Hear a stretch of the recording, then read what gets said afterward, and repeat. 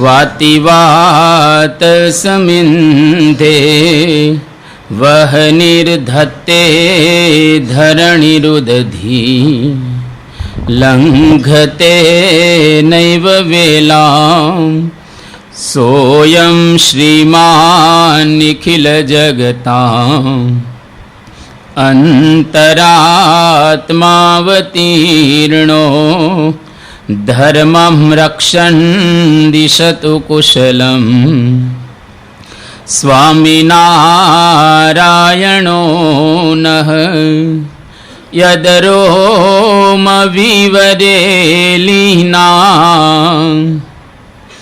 અંડાનાં કોટયઃ પૃથક તદક્ષરં ગુણાતીતં ગુણાતીતં નમામ્યહં. ભગવતે શ્રી સ્વામિનારાયણાય નમો નમઃ. શ્રી અક્ષર પુરુષોત્તમાભ્યામ નમો નમઃ. શ્રી ગુણાતીતાનંદ સ્વામી મહારાજાય નમો નમઃ. શ્રી ભગતજી મહારાજાય નમો નમઃ. શ્રી શાસ્ત્રીજી મહારાજાય નમો નમઃ. શ્રી યોગીજી મહારાજાય નમો નમઃ. શ્રી પ્રમુખ સ્વામી મહારાજાય નમો નમઃ.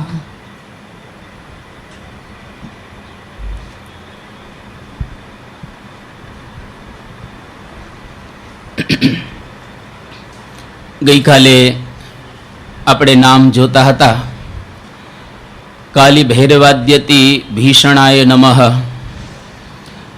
એના અંતે આપણે એક વાત કરેલી હતી કે શ્રીજી મહારાજને આવા મલિન દેવતાઓ કે તમોગુણી દેવતાઓ એ ગમતા નથી.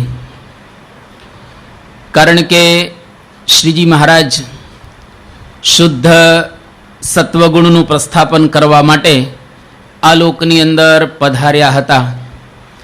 એટલા માટે જ મંત્ર તંત્ર એની અંદર આપણે કોઈ પણ પ્રકારની શ્રદ્ધા ધરાવતા હોતા નથી.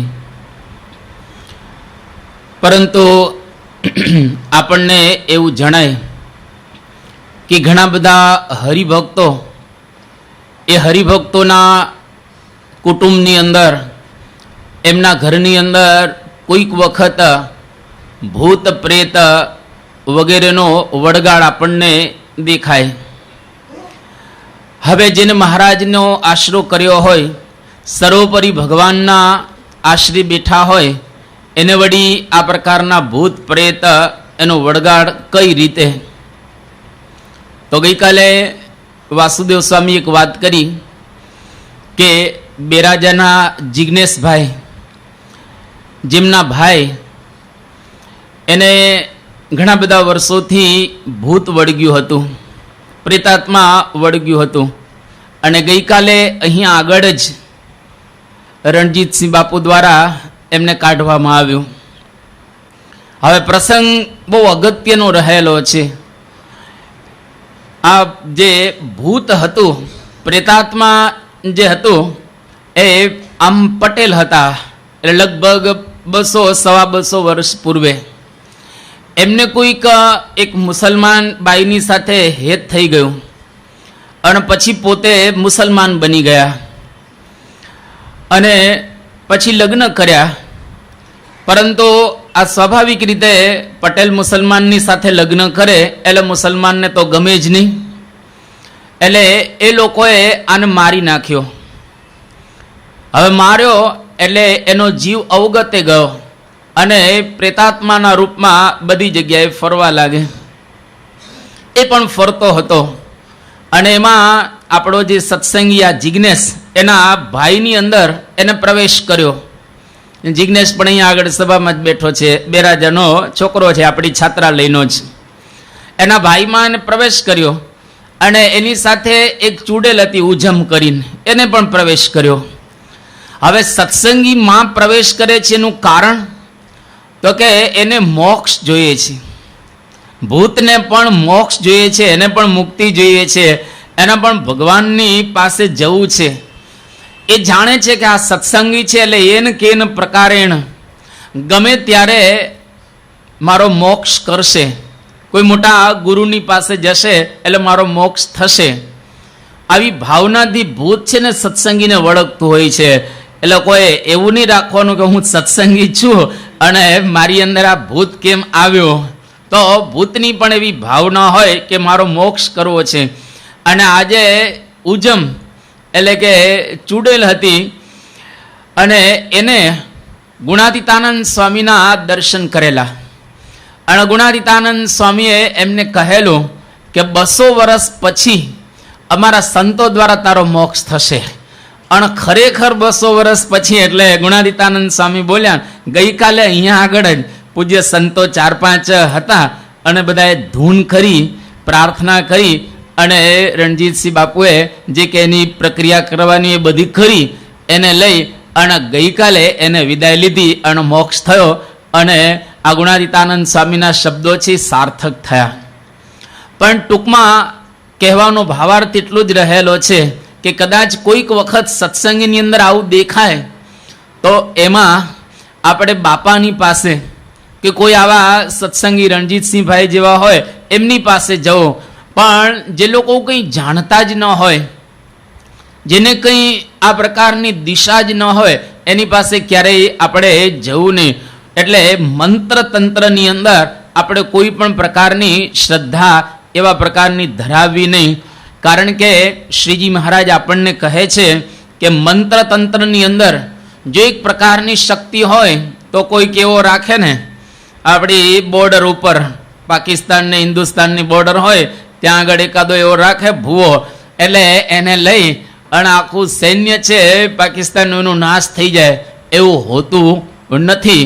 પરંતુ આ પ્રમાણે આપણે બધા શુદ્ધ સત્વગુણી એવા શ્રીજી મહારાજના આશ્રિત છીએ.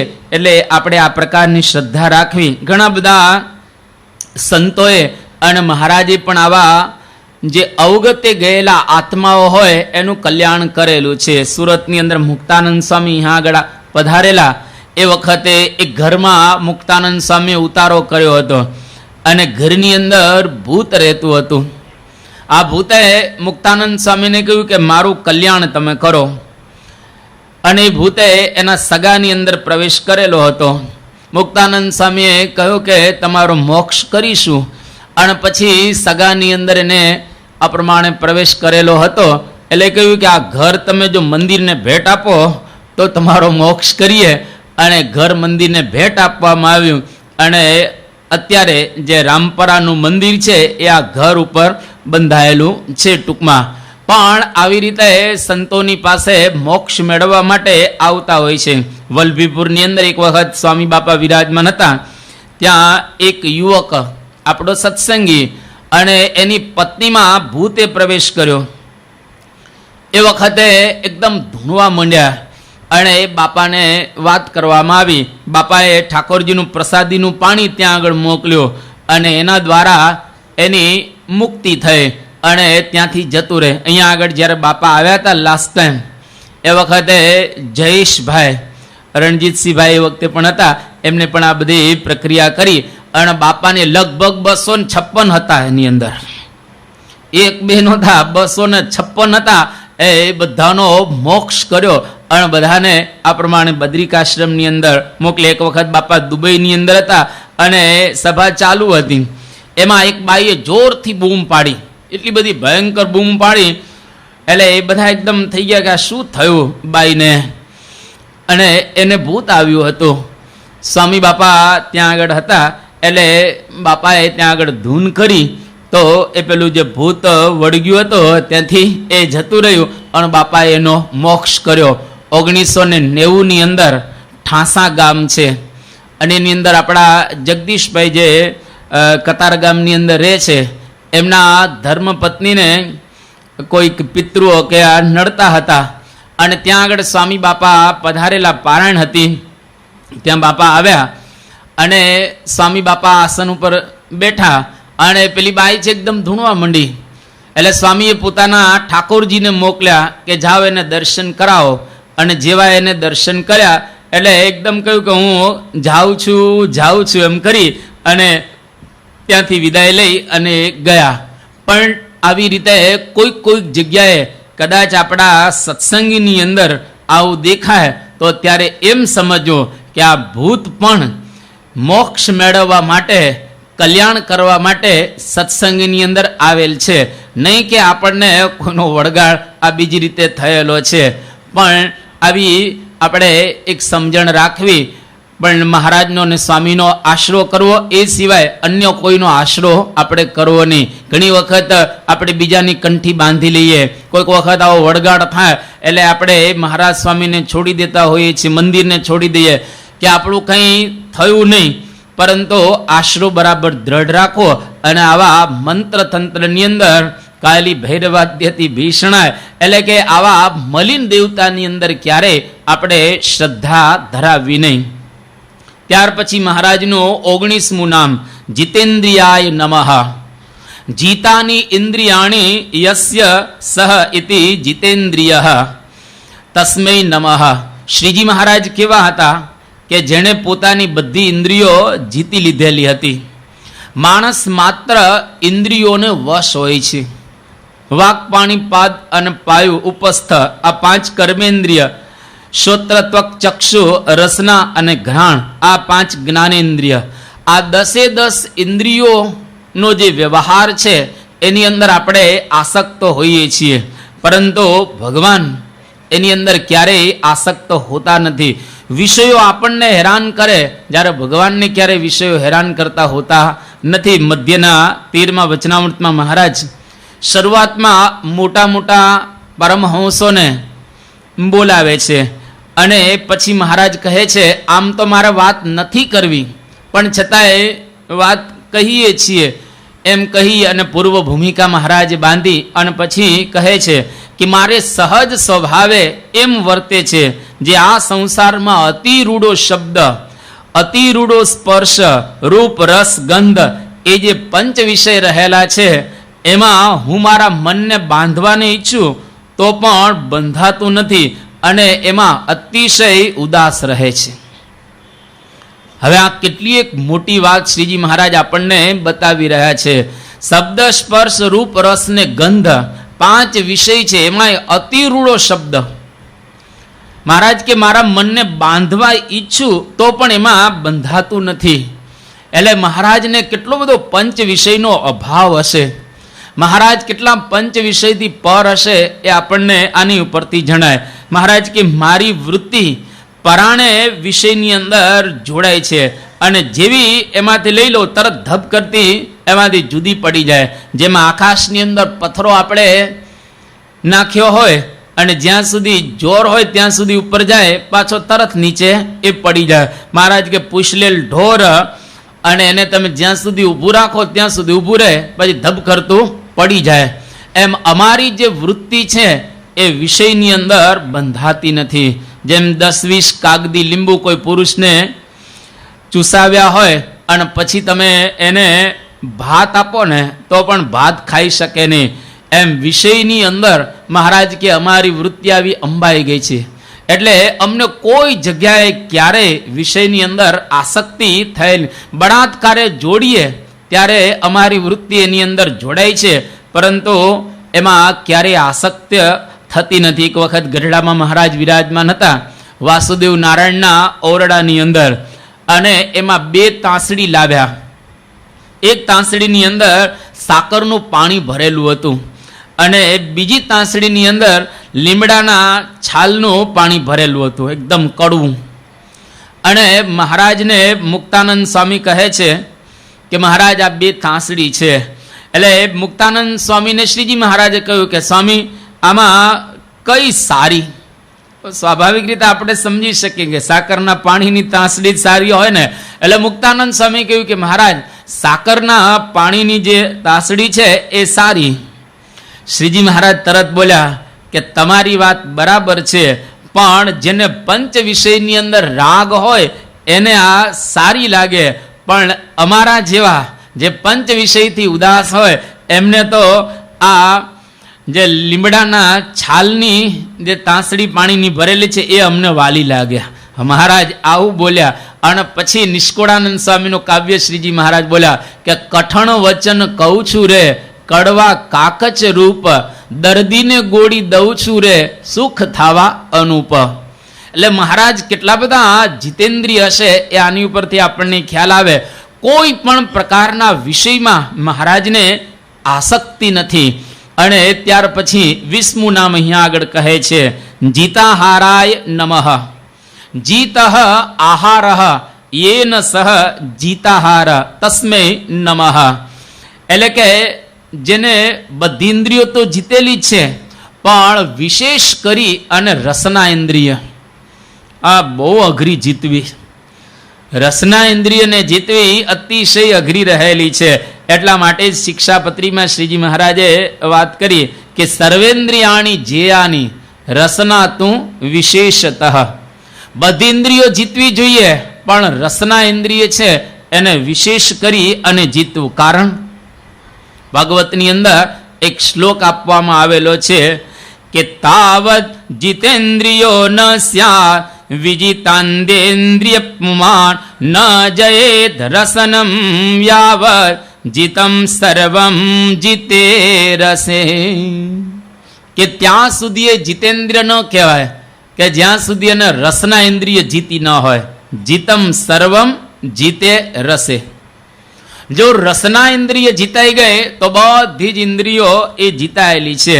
અને મહારાજનો સ્વભાવ નાનપણથી જ એમને રસની અંદર કોઈ રસ ન હતો. એટલે કે સ્વાદમાં એમને કોઈ પણ પ્રકારનો નાનપણથી જ રસ ન હતો. એ સંપૂર્ણ સ્વાદને નાનપણથી જ એમને જીતેલો હતો.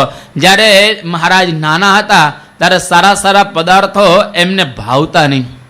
વન વિચરણ કરવા માટે જ્યારે નીકળ્યા મહારાજ 11 વર્ષની કુમળી વયે, એ વખતે વનમાં પણ ઘણી વખત મહારાજને કશું ખાવા ન મળતું. છતાં પણ શ્રીજી મહારાજ એ પોતે કોઈ એવા પદાર્થ ભોગવતા નથી. ઘણી વખત ઉપવાસો મહારાજને થતા હતા, તો પણ પ્રેમથી મહારાજ ઉપવાસ કરતા હતા. અને પ્રથમના 29મા વચનામૃતમાં કે પુરુષોત્તમ પુરીમાં કેટલાક માસ સુધી વાયુ ભક્ષણ કરીને રહ્યા, પણ મહારાજ કોઈ રસને શોધવા માટે રહ્યા નથી. જેવું તેઓ જમવા મળે એમાં મહારાજને વિશેષ આનંદ આવતો હતો. લોજપુરની અંદર મહારાજ પધાર્યા એ વખતે મરચા અને મીંઢિયાવળના ગોળા મહારાજ ખાતા. હવે લોજમાં તો સંતો રહેતા હતા, ત્યાં આગળ આશ્રમ હતો, એટલે સ્વાભાવિક રીતે જમવાનું સારું જ હોય, પરંતુ છતાંય મહારાજ એ મરચા અને મીંઢિયાવળના ગોળા ખાતા. એને લઈને ઝાડા થઈ જાય. હવે ઝાડા થાય એટલે વારે વારે મહારાજને બહિર્ભૂમિએ જવું પડે. એ સહન કરતા અને છતાં પણ મહારાજ મરચા અને મીંઢિયાવળના ગોળા પોતે જમતા હતા. ભગવાન સ્વામિનારાયણ ચરિત્રની અંદર એક જગ્યાએ લખે છે હર્ષદ કાકા કે શ્રીજી મહારાજ લોધેશ્વરની અંદર પધારેલા અને ગામના લોકો બહુ પ્રસન્ન થઈ ગયા કે અમારા ગામની અંદર આ ભગવાન આજે પધાર્યા છે. તો આખા ગામના લોકો જુદા જુદા પ્રકારના સીધા લાવ્યા અને બહુ અદ્ભુત રીતે બધા મહારાજ માટે બધું જમવાનું લાવ્યા. અને સરસ બધાએ રસોઈ પણ બનાવી. અને જ્યારે રસોઈ થઈ, ભાતની રસોઈ બનાવવામાં આવેલી હતી. રસોઈ પૂર્ણ થઈ ગયા પછી મહારાજ જ્યારે જમવા પધાર્યા એ વખતે બધી રસોઈને ભેગી કરી અંદર પાણી નાખી બધું હલાવી અને પછી મહારાજ ત્યાં આગળ જમે છે. ગામના લોકોને આશ્ચર્ય કે આટલી સરસ રસોઈ અમે બનાવી અને ભાતની, પણ આ તો ભગવાન સ્વામિનારાયણ બધું ભેગું કરી અને પાણી નાખી અને આ પ્રમાણે જમે છે. એને રસના ઇન્દ્રિયોનો કોઈ પણ પ્રકારનો સ્વાદ રહેલો નથી. એક વખત મહારાજ માણાવદરની અંદર હતા, મયારામ ભટ્ટને ત્યાં, અને સેલણની આ રસોઈ હતી. હવે ચોખામાં થોડી કાંકરી આવી, સેલણની રસોઈ ચોખામાં થોડી કાંકરી આવીને મહારાજ જમતા હતા. અને જમતા જમતા એકદમ અવાજ થાય, કરકર આવે એટલે આમ દાંતની સાથે થોડો અવાજ થતો હતો. એટલે બ્રહ્મચારીએ કહ્યું કે મહારાજ શું બોલે છે? અરે મહારાજે કહ્યું કે ભટ્ટજીનો ભાવ બોલે છે. આ મયારામ ભટ્ટનો ભાવ બોલી રહેલો છે. એટલે બ્રહ્મચારી સમજી ગયા કે આ રસોઈની અંદર કાંકરી લાગે છે. પછી મહારાજ તો પ્રેમથી બધું જમી લીધો. મહારાજ જમી લીધા પછી બધા સંતો અને કાઠીઓ જમવા બેઠા. હવે મહારાજ જાણતા હતા કે આ ભટજીએ પ્રેમથી રસોઈ બનાવી છે, હવે એની અંદર છે કાંકરી, અને આ કાઠીઓ અને સંતો જમશે એટલે ભટજીને ન કહેવાનું કહેશે. એટલે શ્રીજી મહારાજ સંતો અને કાઠીઓને કહે છે કે આજે જે કોઈ ચાવે ને એ બધા વિમુખ, આજે જેટલા આ ચાવે એ બધા જ વિમુખ રહેલા છે. એટલે હવે સંતો ને મહારાજે આજ્ઞા કરી કે ચાવવાનું નહીં, એટલે બધા સંતો એ પ્રેમથી ઉતારી ગયા ગળે, કોઈ ચાવ્યા નહીં, બધું એમનામાં ઉતારી ગયા. અને એ વખતે સુરા ખાચર ત્યાં આગળ વિરાજમાન હતા. એમને કહ્યું કે મહારાજ, તમે ખરેખર આજે ભટજીની લાજ રાખી, તમે ભટજીની આબરૂ રાખી, અને જો તમે આબરૂ ન રાખ્યો તો ખરેખર ભટજીના કાંકરા થાત, આબરૂના એના કાંકરા થાત. પણ સુરા ખાચરે કે કાંકરા પેટમાં સમાવી દીધા તમે. એ આ પ્રકારે મહારાજે બધા સંતોને અને હરિભક્તોને આજ્ઞા કરી, પણ પોતે કંઈ બોલ્યા નહીં, અને પ્રેમથી આ કાંકરાવાળી રસોઈ છે એ પોતે જમી ગયા. ભાડેર ગામની અંદર એક વખત મહારાજ પધારેલા, ધર્મશાળામાં ઉતારો કરેલો, અને ભોજુભાના માએ મહારાજને માટે દૂધ, જેની અંદર એ સાકર નાખવાને બદલે મીઠું નાખીને લાવ્યા, અને મહારાજને આ દૂધ આપ્યું.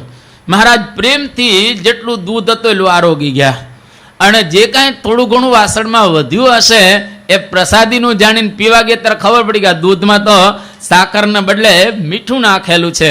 પણ મહારાજ એકદમ પ્રેમથી પોતે પી ગયા. પેલા પાતલભાઈની જે છાશ એ પણ મહારાજ પ્રેમથી પી ગયા, દૂધને બદલે ખાટી છાશ. એટલે મહારાજ એકદમ જીતેન્દ્રિય હતા. કોઈ દિવસ એમને રસના ઇન્દ્રિયની અંદર આસક્તિ ધરાવેલી નથી. એટલે આપણે આ નામ સાંભળ્યા પછી જો ઘરમાં થાળીઓ પછાડતા હોય તો થાળીઓ નહીં પછાડવાની. આનો કોક વખત કદાચ રસોઈ ઠંડી થઈ જાય તો પ્રેમથી આરોગી લેવું.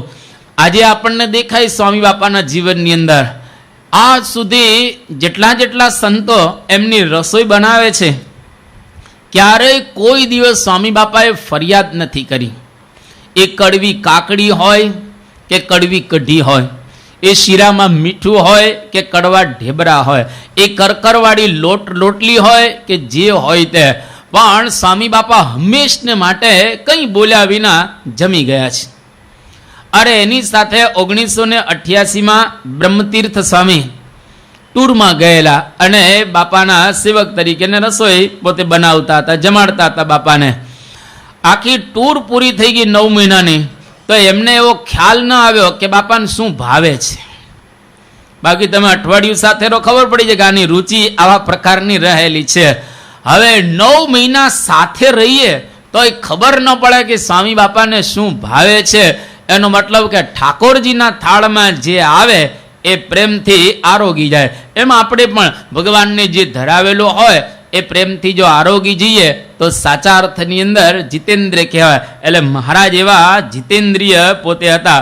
બદ્રીનાથની અંદર મહારાજ એક વખત પધારેલા, અને એ પૂજારીએ થાળ કર્યો, અને થાળ બહુ સરસ પૂજારીએ ઠાકોરજીને ધરાવ, જુદા જુદા પ્રકારની વાનગીઓ એની અંદર હતી. એને કહ્યું કે વર્ણી આવ્યા છે તો આપણે એને જમાડીએ. એટલે વર્ણીને જ્યારે થાળ આપ્યો તો બધું ભેગું કરી અને મહારાજ અંદર પાણી નાખી અને પ્રેમથી પોતે આરોગી ગયા. પેલા પૂજારીને આશ્ચર્ય થયું કે આટલી નાની ઉંમરમાં આવો તીવ્ર વૈરાગ્ય, અને એકદમ એને આકર્ષણ થઈ ગયું. ટૂંકમાં મહારાજને કોઈ પદાર્થની અંદર ખાવામાં આસક્તિ હતી ને. એક વખત મહારાજ ભુજ ગયા હતા અને ભાત જમતા હતા, અને એક કળશિયો પાણી નાખ્યું ભાતમાં. હવે એ વખતે એક બાઈ સામે બેઠેલા હતા, અને એને કહ્યું કે શું આ દૂધ છે? મહારાજે કહ્યું કે ના, અમારે તો દૂધ ને પાણી બેય સરખા.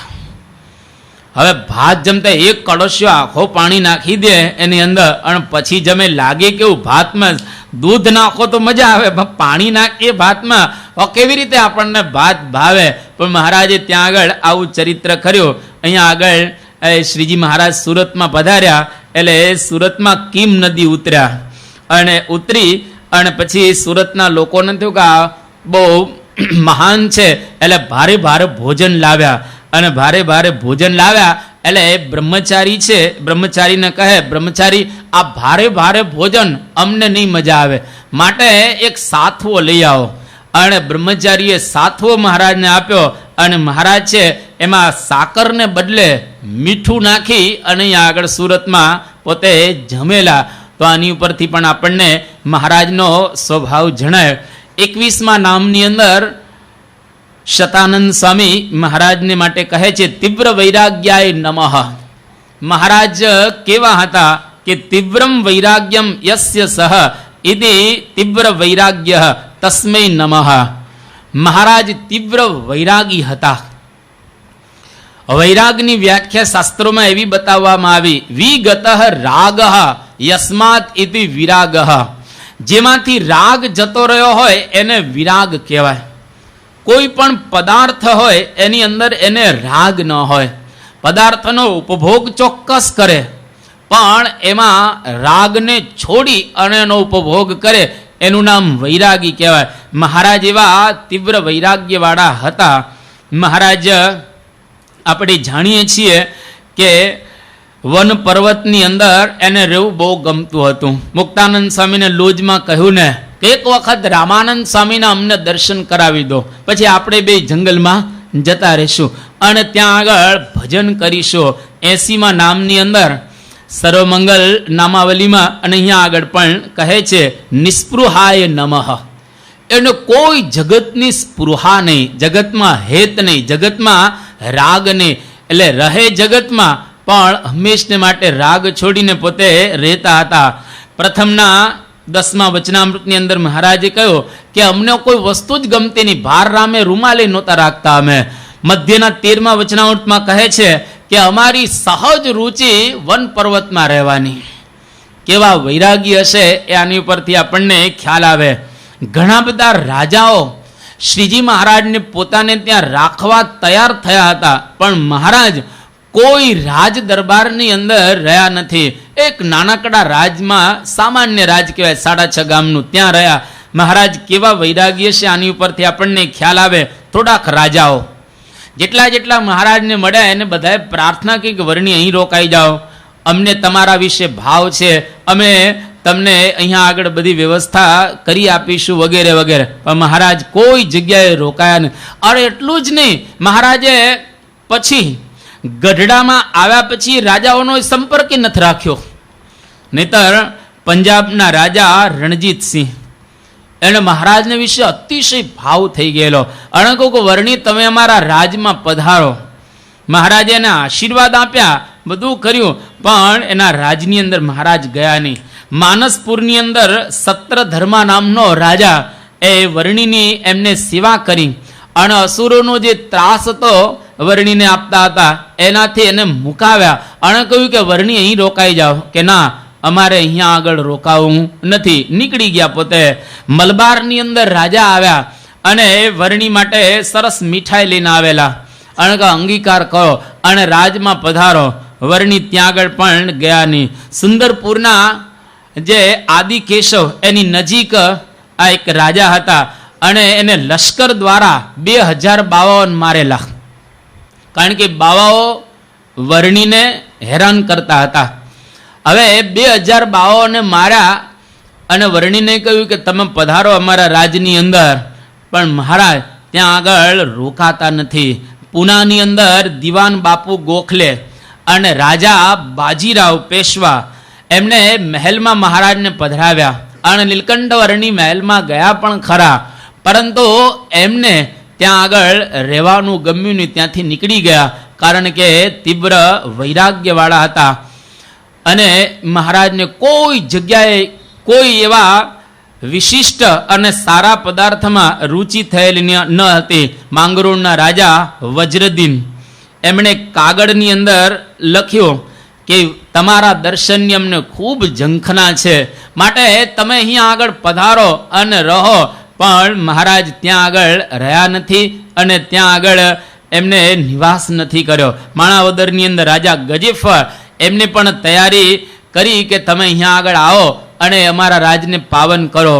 મહારાજ ત્યાં પણ આ પ્રમાણે ગયા નથી. ગોંડલની અંદર જે દરબાર હતા એને પોતાના રાજની અંદર કીર્તન ભક્તિ કરાવી. મહારાજે બધું કરી અને નીકળી ગયા, પરંતુ ત્યાં આગળ રોકાણા નથી. ભડલીના રાજા ભાણ ખાચર એક વખત, આમ તો એ પહેલા હતા, પણ એમને મહારાજના દર્શનની એક વખત ઈચ્છા થઈ ને દર્શન કરવા પોતે આવેલા.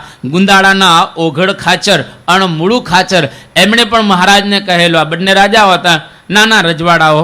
આપણા કાઠિયાવાડની અંદર લગભગ 315 રજવાડાઓ હતા. જ્યારે સરદાર વલ્લભભાઈ પટેલે બધા રજવાડાઓને વિલીન કર્યા ત્યારે વધારેમાં વધારે કાઠિયાવાડની અંદર રજવાડા હતા. આખા ભારતની અંદર 562 હતા, એમાં 315 આપણા કાઠિયાવાડની અંદર એ હતા. એટલે જુદા જુદા એકદમ નાના 5 ગામના, 10 ગામના, 15 ગામના વગેરે વગેરે 3-4 મોટા રાજ હતા. અને ખંભાળાના રાજા મોકા ખાચર, વડોદરાના રાજા ફતેહસિંહ એમણે પણ મહેલમાં મહારાજને પધરાવણી કરાવી. મહારાજને ક્યાંય આસક્તિ. એ વખતે સયાજીરાવ બીજા 18 વર્ષના હતા. અને વાંસદાના રાજા રાય દર્શનજી એમણે પણ મહારાજનું સ્વાગત કર્યું પોતાના રાજમાં, પણ મહારાજ ત્યાં પણ નથી રોકાયેલા. પંચાળાની અંદર મહારાજ વિરાજમાન હતા જીણાભાઈને ત્યાં. ત્યારે માટવાના રાજા આવ્યા, મુસલમાન હતા, કે અહીંયા આગળ આવો. મહારાજને ત્યાં પણ આસક્તિ ન થઈ. અહીંયા આગળ સુરતના જે નવાબ હતા એને પણ શહેરની અંદર મહારાજ જ્યારે પધાર્યા ત્યારે કહ્યું કે અમારા શહેરના બહુ મોટા ભાગ્ય કે તમે આ શહેરની અંદર પધાર્યા, પરંતુ મહારાજ ત્યાં આગળ રાજમાં ગયા નથી. વંશીપુરના જે રાજાઓ હતા એ રાજા એ પોતાની પુત્રીઓ ઈલા અને સુશીલા આપવા તૈયાર થયા. મહારાજ સવારમાં વહેલા નીકળી ગયા કે અહીંયા આગળ હવે આપણને ફાવશે નહીં. બોટોલ નગરના મહાદત્ત રાજા અને એની બેન મહારાણી એમને મહારાજને નહીં જવા દેવાનો નિર્ણય કર્યો. તો શ્રીજી મહારાજ સવારમાં વહેલા નીકળી ગયા ઘરેથી કે આ રાજા તો મને ઘરમાં રાખી મૂકશે. એટલે શ્રીજી મહારાજ ત્યાં આગળ વહેલા નીકળી ગયા. પોતે સિરપુરના રાજા સિદ્ધવલ્લભ એમણે પણ મહારાજને રાખવાની વાત કરી, પણ મહારાજ ત્યાંથી પણ પોતે નીકળી જાય છે. અને સેવામાં ગોપાળદાસ કરીને રાખેલો, મહારાજની સરસ સેવા કરતો હતો, પરંતુ શ્રીજી મહારાજ ત્યાં પણ નથી રોકાણા. જગન્નાથપુરીના રાજા આપણે જાણીએ છીએ, અને ત્યાં દિલ્હીની અંદર નીલકંઠ વર્ણીની આ જે યાત્રા છે નીલકંઠ યાત્રા, એમાં આપણે નિહાળીએ છીએ મહારાજ ત્યાં આગળ રહ્યા 10 માસ, પણ રાજની અંદર મહારાજ હંમેશને માટે રોકાયેલા નથી. દેવાળના રાજા બહાદુરસિંહ એમણે પણ મહારાજ કે તમારી કૃપાથી આ રાજ એમને મળ્યું છે માટે પધારો. જામનગરના જામ સાહેબ એમણે શાસ્ત્રાર્થ ગોઠવેલો. નિત્યાનંદ સ્વામી ત્યાં શાસ્ત્રાર્થ બહુ ખુશ થઈ ગયા કે આ સંતોય મહાન છે અને આ ભગવાનય મહાન છે, પણ મહારાજ ત્યાંય નથી રોકાણા. રાજકોટના નરેશ સુરાજીરાજ કે મોક્ષ થાય એવી તમે કૃપા કરો, મહારાજીની પર કૃપા કરી, પણ ત્યાં આગળ રોકાણા નથી. ધોરાજીના રાજા હઠીસિંહ એ પણ પ્રસન્ન થઈ અને મહારાજને કહ્યો કે મહારાજ અહીંયા આગળ પધારો. વડોદરાના સયાજીરાવ ગાયકવાડ એમને મહારાજે માળા ભેટ આપી અને કહ્યું કે દરરોજ 5 માળા કરજો અને સંસારમાંથી વૃત્તિ ઉખેડજો. હવે રાજા છે પણ એને મહારાજે આ પ્રકારની વાત કરી. ઈડરના રાજા, હવે એના દરબારની અંદર એક વખત ગુરુચરણ રતાનંદ સ્વામી, સૌથી મોટામાં મોટું નામ, અને બીજા ગોવિંદાનંદ સ્વામી. હવે રાજા મહારાજ વિશે બહુ ભાવ હતો, અને આ 2 સંતો પૂછ્યા વિના એમના અંદર ઘૂસી ગયા મહેલમાં. અને એનો જે આરબ હતો એ આરબ આવ્યો અને આ 2 સંતોના માથા કાપવા તૈયાર થઈ ગયો કે તમે એમને પૂછ્યા વિના અહીંયા આગળ પેસી જાઓ, એ સારું ન કહેવાય. અને રાજાની પાસે જ્યારે લાવ્યો પેલો આરબ, એટલે રાજાએ કહ્યું કે અમારા ગુરુના જ આ બંને સંતો છે, એ ભગવાન સ્વામિનારાયણ તો અમારા ગુરુ રહેલા છે. હવે આટલો બધો એમને ભાવ હતો, પરંતુ મહારાજ ત્યાં પણ એ રોકાયા નથી. ધરમપુરના કુશળ કુંવરબા, તમે જો મહારાજ કેવા શબ્દો વાપરે છે, કેટલો તીવ્ર વૈરાગ્ય મારામાં હશે મહારાજમાં, કે 500 ગામનું રાજ છે કાંદીવલી સુધી, બોમ્બેની અંદર જે કાંદીવલી છે ત્યાં સુધી એનું રાજ હતો. ત્યાં સુધી આટલો મોટો એનો રાજનો વિસ્તાર હતો. મહારાજને કહ્યું, મહારાજ આ 500 ગામનું રાજ તમારું, તમે અહીંયા આગળ બધું સંભાળો. મહારાજ સંભાળવા તો ન રહ્યા, પણ એ પોતે શું કહે છે કે ગધેડાનો ભાર ગધેડા તાણે, અમે આ કરવા આવ્યા નથી.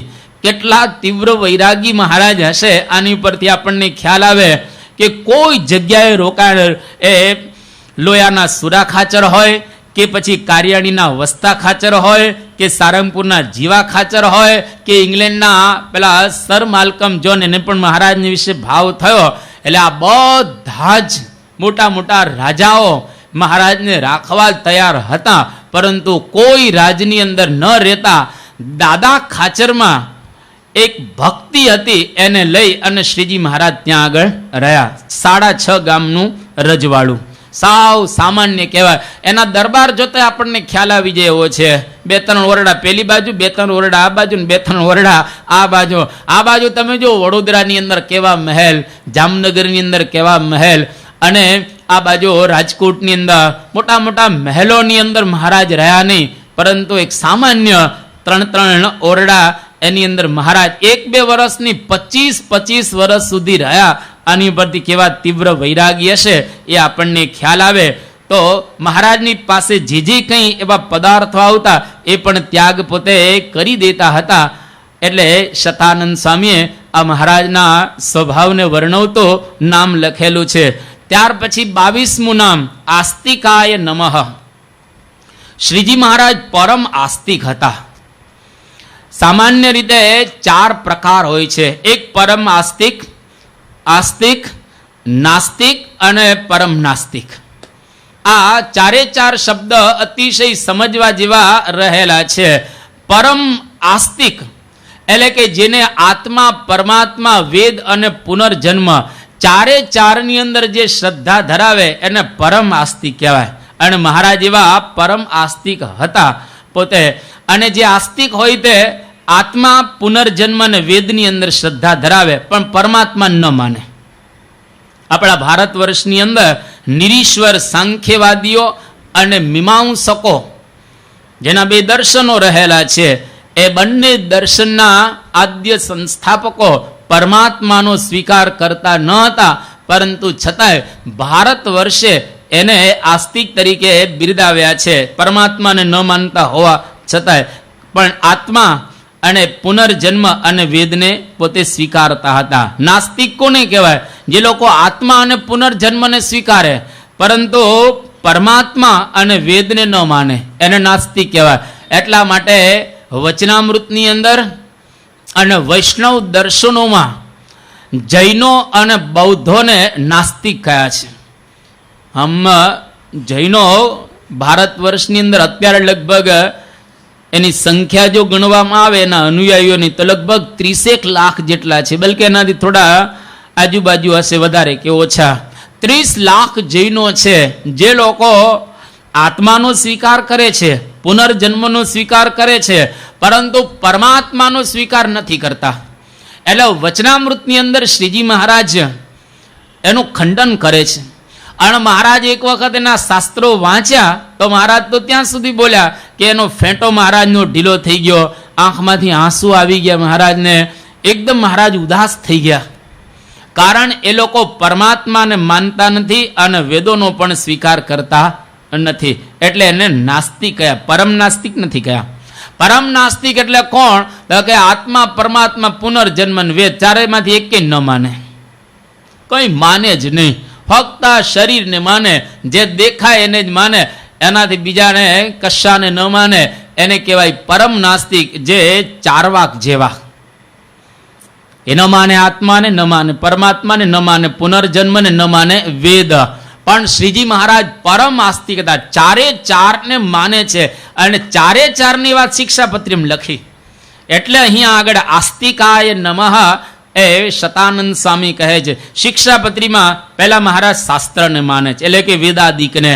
અને એમાં 3 શ્લોક લખ્યા, આપણે જાણીએ છીએ કે વેદાશ્ચ વ્યાસ સૂત્રાણી શ્રીમદ ભાગવતાભિધમ પુરાણમ ભારતે તું શ્રી વિષ્ણોર નામ સહસ્રકમ તથા ભગવદ્ ગીતા નીતિશ્ચ વિદુરોદિતા શ્રી વાસુદેવ માહાત્મ્યમ સ્કાંદ વૈષ્ણવ ખંડગમ ધર્મશાસ્ત્રાંતર્ગતા ચ યાજ્ઞવલ્ક્યસ્ય ઋષિ સ્મૃતિ એતાન્યષ્ટમમિષ્ટાની ચ શાસ્ત્રાણી ભવંતિ. આ 8 શાસ્ત્રો શ્રીજી મહારાજને માન્ય હતા. એમાં પહેલું શાસ્ત્ર વેદ, જેનો મહારાજ સ્વીકાર કરતા હતા, આસ્તિકનું એક લક્ષણ. બીજી વાત, મહારાજ પરમાત્માને કેતા દેવતાઓને માનતા હતા. એ વાત પણ શિક્ષાપત્રીની અંદર 21મા શ્લોકની અંદર લખી કે દેવતા તીર્થ વિપ્રાણામ સાધ્વીનાંચ સતામ અપી વેદાનાંચ ન કર્તવ્યા નિંદા શ્રવ્યા ન ચ ક્વચિત. એટલે કે આ 6 ની ક્યારે નિંદા ન કરી. એમાં એક દેવતાની વાત લખી. દેવતા એટલે ઈશ્વરો વગેરે. એટલે મહારાજ ભગવાન સ શ્રી કૃષ્ણ પરમ બ્રહ્મ ભગવાન પુરુષોત્તમ ઉપાસ્ય ઇષ્ટદેવો ન સર્વાવીર ભાવ કારણમ. એટલે મહારાજ વેદને માનતા હતા અને ભગવાનને માનતા હતા. પરમાત્માનો પણ સ્વીકાર કરતા હતા. આત્માનો પણ શ્રીજી મહારાજે શિક્ષાપત્રીમાં સ્વીકાર કરેલો છે. કઈ જગ્યાએ કે વૃત સ્થોણુ સૂક્ષ્મ ચિદ્રૂપો જ્ઞાતા વ્યાપ્યા ખિલામ ત્વનું, કે આખા શરીરની અંદર અણુરૂપ આત્મા વ્યાપ્ત રહેલો છે. એટલે મહારાજ આ પ્રમાણે આત્માનો પણ પોતે સ્વીકાર કરે છે, તીર્થ વગેરેનો પણ સ્વીકાર કરે છે અને પુનર્જન્મનો પણ મહારાજ સ્વીકાર કરે છે. એની ઉપરથી શ્રીજી મહારાજ પરમ આસ્તિક હતા. પ્રથમના 78મા વચનામૃતની અંદર સંતોએ પૂર્વ કર્મના જોરની બધી વાતો કરી કે મહારાજ ખરેખર પૂર્વ કર્મનું જોર ખૂબ રહેલું છે. ત્યારે શ્રીજી મહારાજ શું બોલે છે કે તમે કેવળ પૂર્વ કર્મનું પ્રતિપાદન કરો છો, તે ઉપરથી સત્સંગી છો ને છાના નાસ્તિક છો. આમ દેખાવ છો તમે સત્સંગી, પણ તમે પૂર્વ કર્મને માનો છો એટલે છાના નાસ્તિક રહેલા છો. એવી વાત શ્રીજી મહારાજ સંતોને કહે છે. એટલે પૂર્વ કર્મનું ચોક્કસ બળ રહેલું છે, પણ ફક્ત પૂર્વ કર્મનું નહીં, ભગવાનનું પણ બળ એની અંદર આપણે રાખવું જોઈએ. એટલે ટૂંકમાં શ્રીજી મહારાજ પરમ આસ્તિક હતા એ વાત અહીંયા આગળ કરી. અને હવે મહારાજનું 23મું નામ, જે ખરેખર અતિશય અગત્યનું આ નામ રહેલું છે, જેની અંદર અત્યારના જગતમાં જે બધા યોગના ક્લાસીસ શરૂ થયા છે અને ખરેખર સારું ગણાય. અને જાત જાતના બોર્ડ પણ લગાડેલા હોય છે કે યોગા પોઈન્ટ, અથવા તો આ પ્રમાણે યોગની સાધના, આટલા દિવસમાં સમાધિ થઈ જશે તમને. ઘણા તો એવું લખે અડધો કલાકમાં સમાધિ, એટલે સૂઈ જાય આસન કરીને, એટલે સમાધિ થાય. એટલે શ્રીજી મહારાજનું અહીંયા આગળ નામ છે યોગેશ્વરાય નમઃ. મહારાજ યોગા નામ ઈશ્વર યોગેશ્વર, એટલે કે મહાન યોગી હતા. જે યોગ સાધના કરનારા હોય એના પણ પરમ પોતે યોગી હતા. અને મહારાજે પોતાના જીવનની અંદર ખરેખર યોગ સિદ્ધ કરેલો હતો. હવે જેને પોતાના જીવનની અંદર યોગ સિદ્ધ કરેલો હોય એને યોગના 8 અંગ સિદ્ધ કરેલા હોવા જોઈએ. અને 8 અંગ સિદ્ધ થાય તો જ એને સાચા અર્થમાં યોગ સિદ્ધ થયો ગણાય. અને એકાદું અંગ સિદ્ધ થયું હોય તો એને ક્યારેય યોગી ગણવામાં આવતો નથી.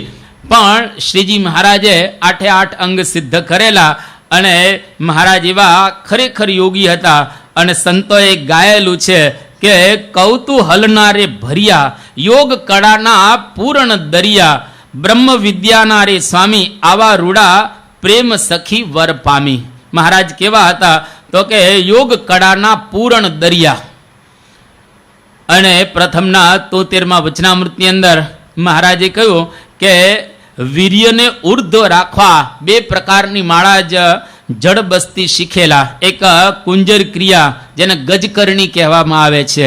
ગોપાળ યોગીની પાસે 1 વર્ષ મહારાજે કાઢ્યું અને 1 વર્ષની અંદર આ બધી ક્રિયાઓ મહારાજ યોગની સિદ્ધ કરી અને સમાધિ સુધી. હવે એમને કંઈ સમાધિ પ્રાપ્ત કરવાની હોય નહીં, તો ભગવાન હતા, પણ સ્થૂળ દ્રષ્ટિએ એમણે યોગ સાધના કરી અને ખરેખર સમાધિ સુધીના 8 અંગ એમણે સિદ્ધ કર્યા.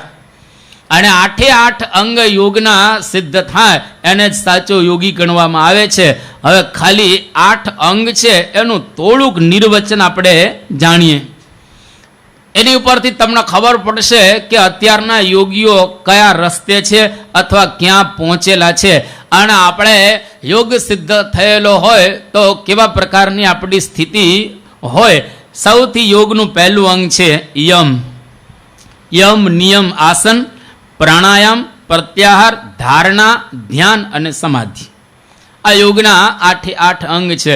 એમાં પહેલું અંગ આ યોગ શાસ્ત્ર પ્રમાણે પાતંજલ યોગ સૂત્રની અંદર બધા સૂત્રો આપવામાં આવેલા છે. અને એ પતંજલિના આ સૂત્રો આ પ્રકારના રહેલા છે. પહેલું સૂત્ર યમ માટે કહે છે કે અહિંસા, સત્ય, અસ્તેય, બ્રહ્મચર્યા, પરિગ્રહા યમાહા. ખરેખર યોગનું પહેલું અંગ સિદ્ધ થયું ક્યારે ગણાય કે જેના જીવનમાં અહિંસા પૂર્ણ વણાયેલી હોય.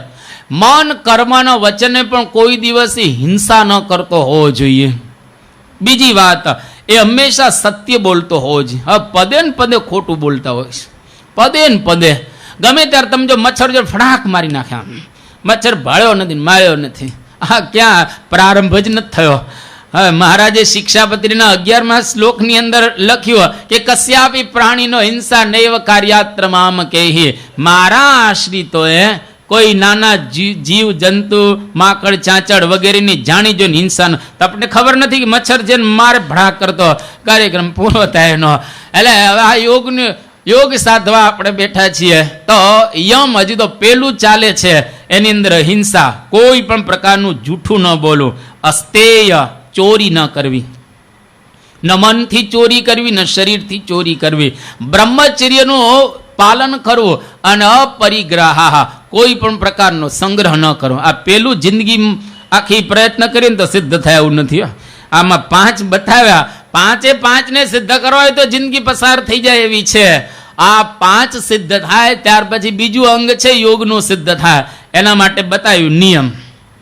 યમ નિયમ. નિયમ એટલે શું? તો કે શૌચ, સંતોષ, તપ, સ્વાધ્યાય, ઈશ્વર પ્રણિધાનાની નિયમાહા. જેના જીવનની અંદર આ 5 હોય ત્યારે નિયમ સિદ્ધ થયા ગણાય. શૌચ એટલે પવિત્રતા.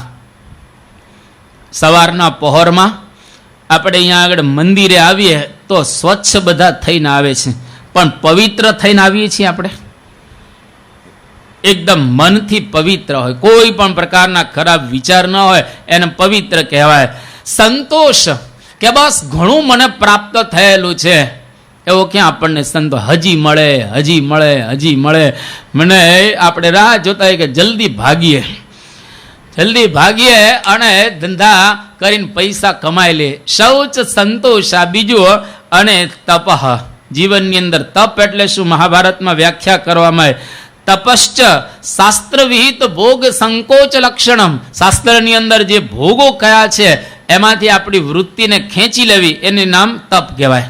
એવો તપ આપણા જીવનમાં ક્યાં છે? સ્વાધ્યાય, અમુક પ્રકારનું દરરોજ વાંચન કરવું. ઈશ્વર પ્રણિધાનાને એટલે કે ઈશ્વરનું ધ્યાન કરવું, ભગવાનને દરરોજ નિયમિત રીતે સંભાળવા. આટલું કરીએ ત્યારે નિયમ સિદ્ધ એ થયા ગણાય. આ યોગનું બીજું અંગ. ત્રીજી વાત કરીએ, આસનમ. સ્થિર સુખમ આસનમ. એક જ જગ્યાએ 3 કલાક કોઈ પણ પ્રકારના અસુખ વિના આપણે બેસી શકીએ સરસ રીતે, અને એમાં અસુખ ન થાય ત્યારે સમજી લઉં એક આસન સિદ્ધ થયું ગણે. આવા 84 આસન છે. હવે આપણે અડધો કલાકની સભામાં કેટલી વખત પગ બદલી નાખતા હોય છે, અને પદ્માસનમાં બેઠા હોઈએ કેટલી વખત આમથી તેમ ને તેમથી આમ આપણે કરતા હોઈએ છીએ. હવે આવા 84 આસન સિદ્ધ કરવા ક્યારે પાર પડે એવું છે, પણ શ્રીજી મહારાજ બધું સિદ્ધ કરેલું હતું. એટલે અહીંયા આગળ કહે છે આસનમ એટલે સ્થિર સુખમ આસનમ. 3 કલાક બેસો ને તમને સ્થિરતાનો, સુખનો અનુભવ થવો જોઈએ, દુઃખ ન થાય. એટલે આસન સિદ્ધ, એટલે ત્રીજું અંગ યોગનું સિદ્ધ થયું ગણાય. ત્યાર પછી પ્રાણાયામ. એ સવારના પોરમાં કે હું પ્રાણાયામ કરું છું. ઘણા બધા કહેતા હોય છે. પ્રાણાયામ એટલે શું? અહીંયા આગળ પતંજલિ ઋષિ કહે છે કે તસ્મિન સતી શ્વાસ પ્રશ્વાસયોઃ ગતિ વિચ્છેદ પ્રાણાયામ. કોઈ પણ એક આસન સિદ્ધ થાય ત્યાર પછી આપણો શ્વાસ અને ઉચ્છ્વાસ એની ગતિનો વિચ્છેદ થાય, એટલે કે ગતિ એની રોકાય, અને જે રોકવાની ક્રિયા છે એને કહેવાય પ્રાણાયામ. આપણે શ્વાસ અમુક પ્રકારનો લઈએ અને શ્વાસ પછી રોકીએ ને પછી કાઢીએ, એ ગતિ છે ને એક સરખી ચાલતી હોવી જોઈએ, અને એમાં જે રોકવાની ક્રિયા છે એ એકદમ બરાબર થાય ત્યારે સમજી લેવું કે પ્રાણાયામ સિદ્ધ. પ્રાણાયામ 4 પ્રકારના છે. એક બાહ્ય પ્રાણાયામ, આભ્યંતર પ્રાણાયામ, સ્તંભવૃત્તિ પ્રાણાયામ, અને ચોથા બાહ્યના આભ્યંતર વિષયાપેક્ષી આ પ્રાણાયામ. એમાં આપણે પડતા નથી, જરા ઊંડું છે એટલે. પણ ટૂંકમાં પ્રાણાયામથી ફાયદો તો ચોક્કસ થાય છે, કારણ કે ઘણા બધા પ્રાણાયામ સવારમાં કરે છે, એટલે શ્વાસને કાઢીએ ને મૂકીએ ને કાઢીએ ને મૂકીએ, એમાં ઓક્સિજન વધારે મળે આપણા મગજને, એટલે આ લોહીની પ્રક્રિયા ફાસ્ટ થાય, એટલે સ્વાભાવિક રીતે આપણને આનંદ તો થવાનો જ છે.